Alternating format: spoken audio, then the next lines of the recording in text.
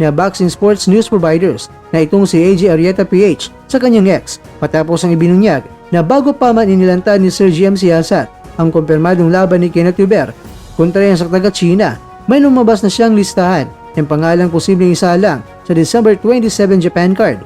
Kasama sa listahan ang pangalan ni John Riel Casimero kontra yan kay Tom Mizukoshi. Ayon kay Arrieta, tila hindi niya nagustuhan ng kalibre ng mga posibleng makakaharap sa nasabing event. Damn, all these opponents for December 27 sucks. What a waste of money. This is for Lush Bumo and Koki Kamida. Dahil dito, mabilis na kumalat ang tanong ng mga boxing fans kung naging tumpak kay Hubert, si Tom Mizukoshi na nga kaya ang makakaharap ni John Riel Casimero.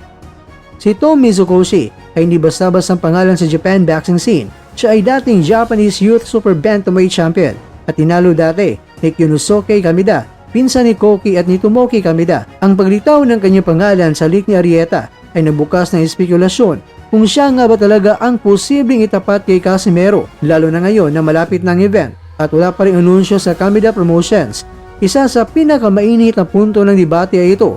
Hindi rin nakalagay si Hubert sa official promotional video, pero kinumpirma ng kampo at ni Sir GM Siasat na tuloy ang laban niya. Kung ganoon, posible rin hindi palang updated ang video at baka kasama rin talaga si Casimero. Ilan sa mga insider fans ang nagsabing